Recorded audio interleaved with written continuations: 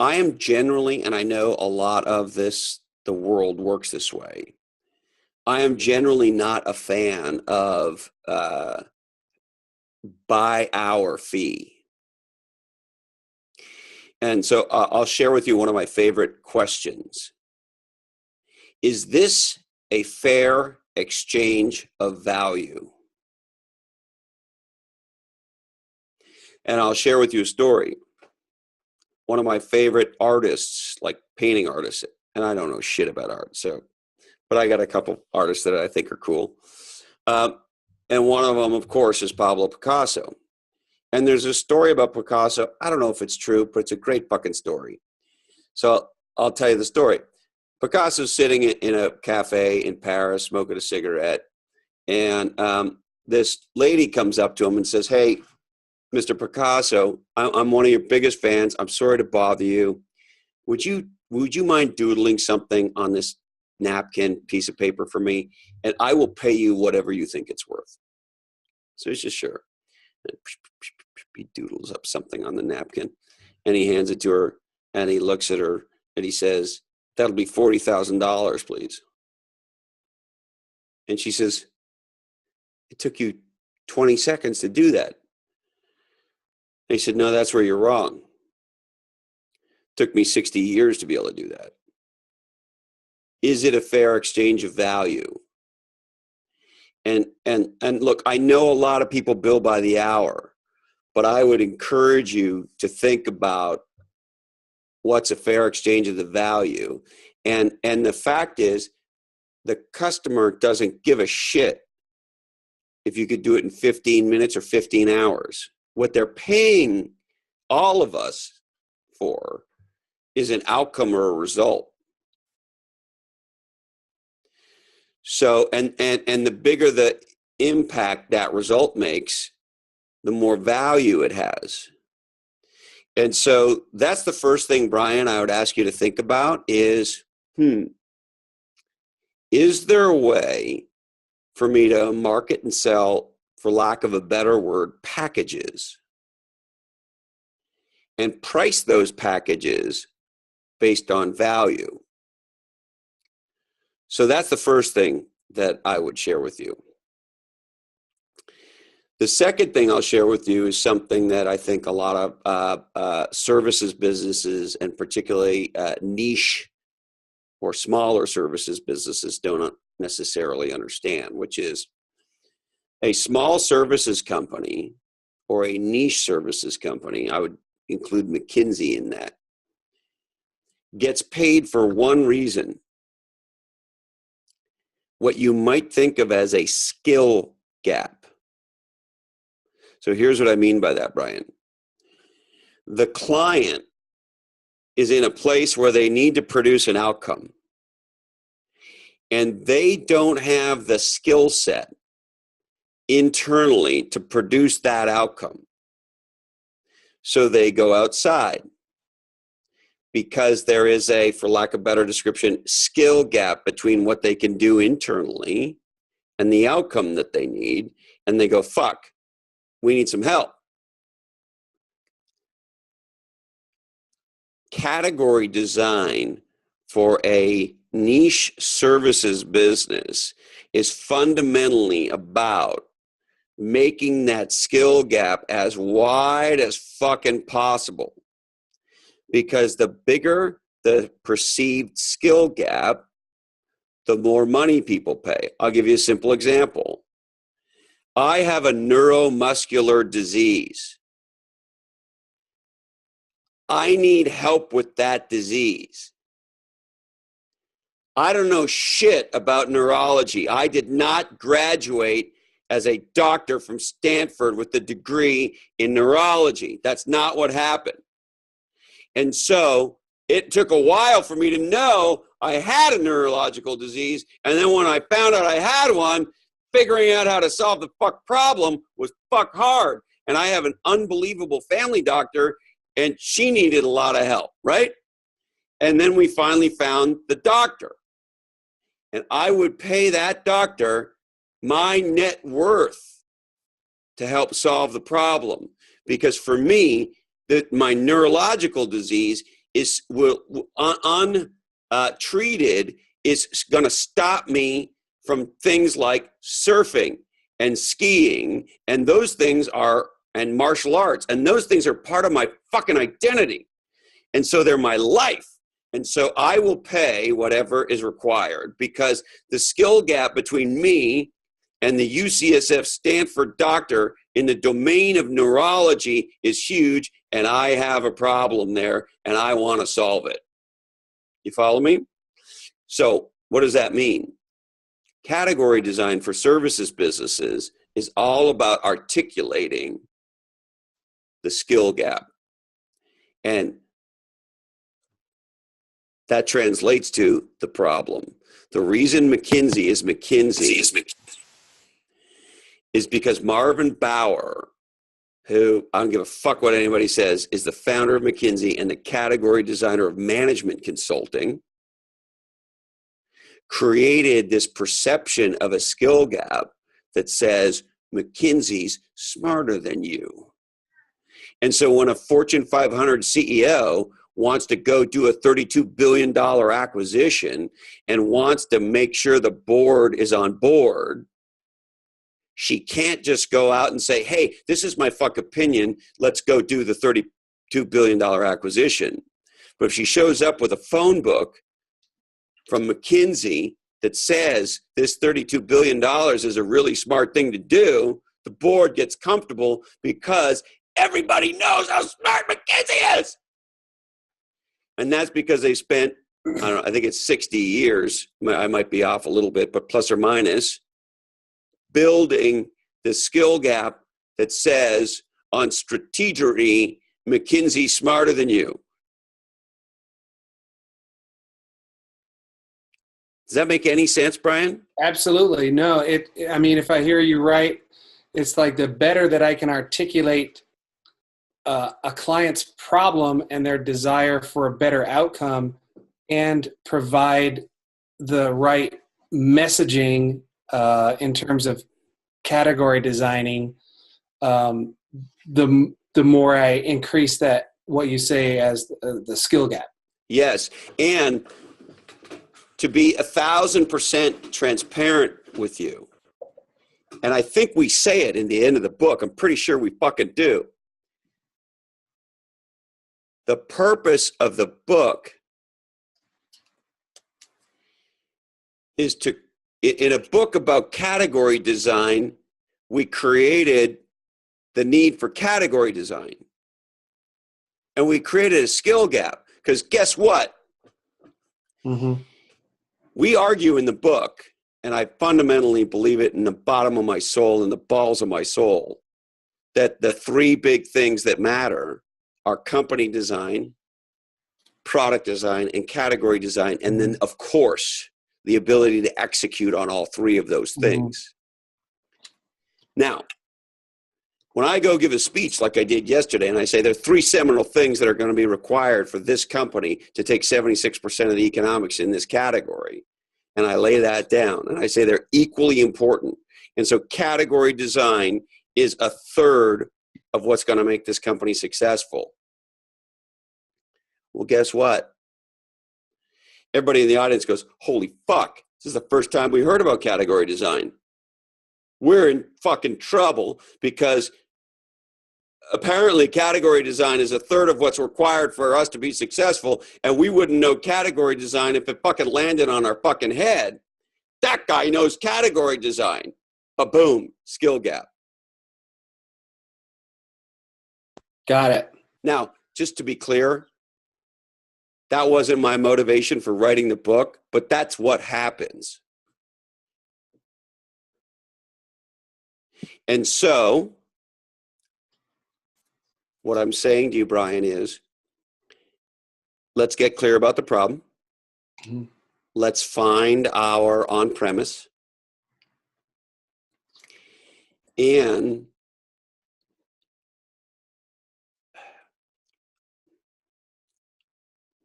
this isn't as politely as I want to say it, but I'm going to say it unpolitely because I don't know how else to say it. You also need your category design. You're not a video producer. You're something else. I don't know what it is yet, Right. No, But that's exactly right. right, because video producer Right. No. sits in a context that people understand, and they know that like video producers make whatever it is an hour, and so I order that off the shelf, and it's like it's a commodity. Video producer, banana, fucking same thing. Yeah, I No, get it. I'm not being a shithead, No, I know. but You're being like truthful, man. You're speaking it. it's a category that already exists, right? It's just like when I say, oh, sure, I'll give you a simple CrossFit workout. Well, CrossFit workout's $25. That's what it is. Okay. Somebody said that. Okay. So if I'm a physical fitness trainer, $25 for a drop-in class is kind of what you pay because CrossFit set that price, or maybe it's $20. I don't know, but whatever the fuck it is, you follow me? Because I'm playing their game. To quote Bix, I'm living in somebody else's thinking. And so the value equation around that when I'm a video producer is whatever an hour. And if I'm, I don't know what the prices are, but what's the average price in your industry for per hour for a video producer? Well, it depends on the producer, but I mean, Sure. But and low end to high end, what's the range? 720 on the high end for, I'm thinking my background is as an editor. Okay. As a finishing editor, top end, you're looking at 750 a day. Low end, you're looking at 175 to 250 a day. I mean, so it's like it spans the gamut. And this is the challenge that I'm facing. I'm wanting to reinvent myself and apply the skills that I have in the last 30 years in a completely new way. Yes. And the degree to which you live in a paradigm, in a category created by other people, is the degree to which you're trapped. In this case, literally, you're economically trapped in their paradigm because the world has agreed that a fair value exchange for a video producer is between those numbers. And so if you want to break out of that, guess what? You need to be something other than a video editor producer, right? Correct. Yes. Right. And then you can set the pricing. The 5-hour energy guys, I forget what the actual number is, but I think it might be 10x per ounce compared to Coke, right? Like that 5-hour energy is a fucking expensive thing. Yeah. Right? And Coke is fucking cheap as shit. And both of them are going to get you jazzed up so you can keep going for an extra hour. Right?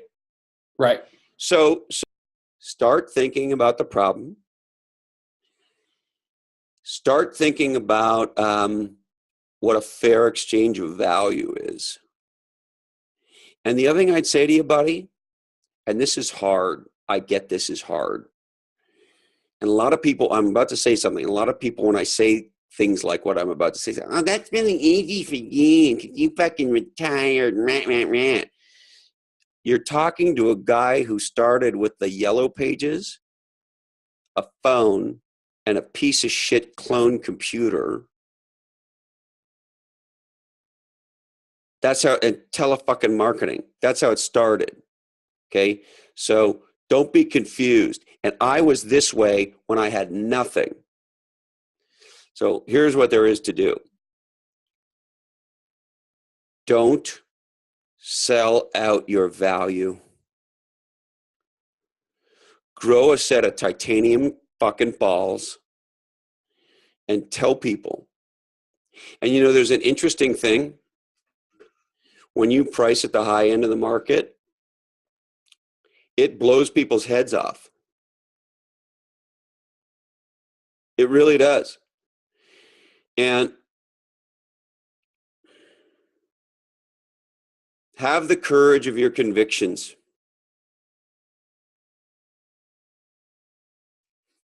It's $15,000 a day.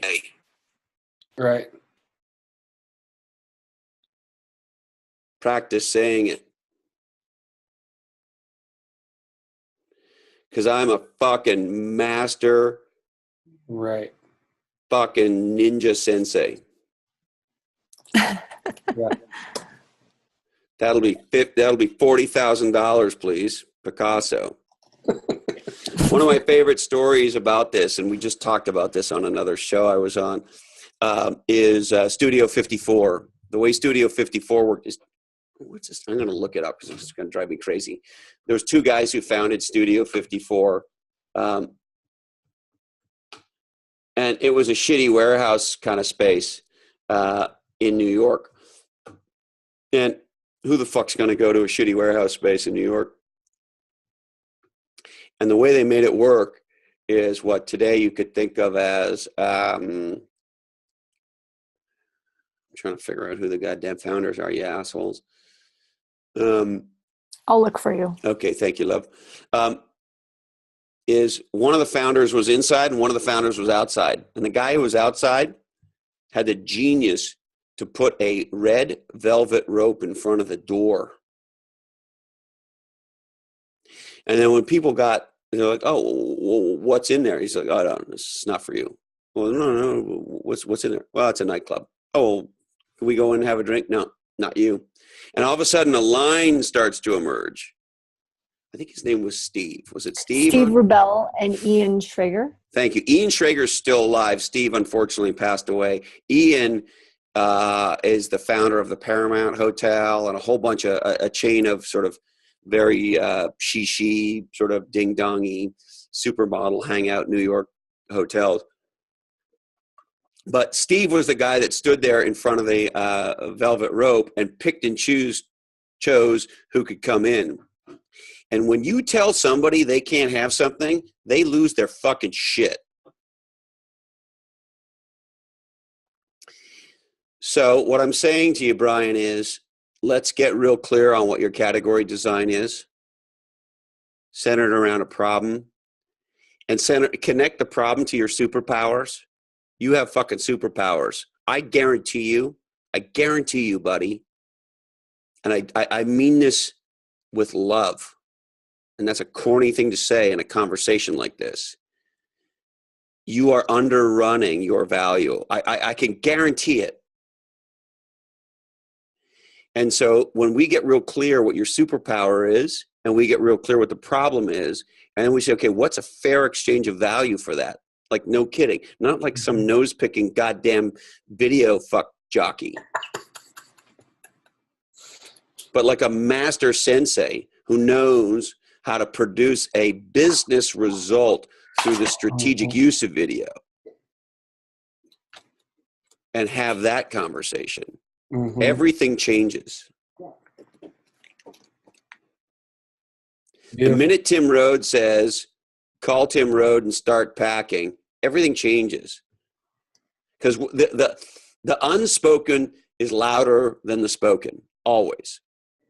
So when Tim says, call Tim Rhodes and start packing, the unspoken is, hey, if you're not fucking serious about selling your house fast, fuck you, don't call me. Call all the other wankers, waste all their time. They'll do the free assessment. They'll do the nut tickles. You can have all the looky-loos, all the tire kickers, all the fucks go here. When you're for real, you fucking come here. That's the unspoken with call Tim Rhodes and start packing. We want the same thing for Brian. You know, it's like when you have a production that needs to produce a material outcome in your business, I'm your guy. You know, I was talking to a friend of mine in the event business, and the creative people in the event business, just like in the ad business, will go and do all of the creative and present this creative to a prospect in hopes that they'll fucking buy. And I said to him, that is the most retarded category design in history. You guys are going to do all this thinking. You're going to put campaigns or you know, event themes and stage designs and fucking big screen and all this stuff, right? Images and branding and all. You're going to do all that stuff for free to try to get the work. You have devalued yourself by doing that. Really?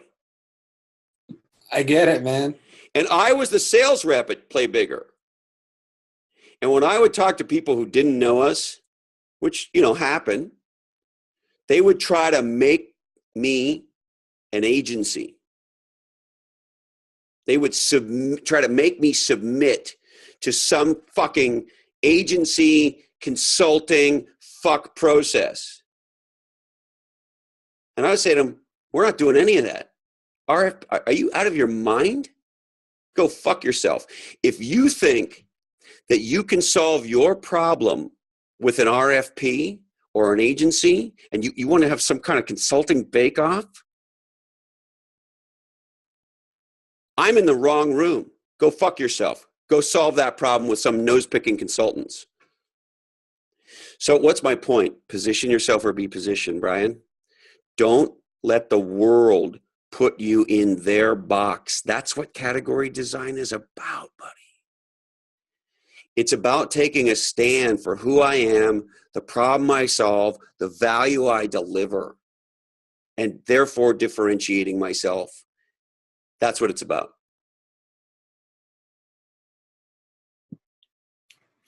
Beautiful, man. Wow.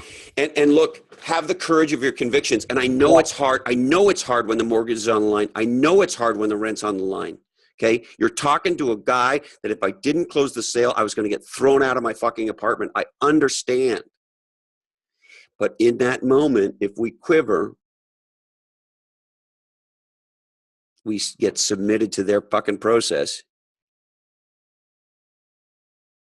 I'm fucking Brian Sheehan, motherfuckers. You call me when it matters. And when it matters, the price doesn't matter. Here's what I always said to people when I was selling at Play Bigger. If it works, if this business becomes a category king, what you pay us is immaterial. And if it doesn't work, what you pay us is immaterial. So if what we do is one of the three things that determines the success of your business, then you fucking pay us. And if you don't want to pay us, that's fine. But don't be confused. We fucking get paid, and we get paid a lot because it matters. And by the way, if you think you can go hire some nose-picking marketing consultant that's going to help you solve this problem, then you should go do that. Because if you have a problem that a nose-picking marketing consultant can solve, then that's not the problem we solve. Studio 54 marketing. And so that strong conviction about your value and your differentiation and it goes back to the Rhonda discussion, what you will and you won't tolerate. Now, I'm not saying we don't have to sell, but you get my point, right? I'm never going to submit myself to some nose-picking process for these people because I say I stand alone. Wow. Wow. Wow. It's Yeah, right. man.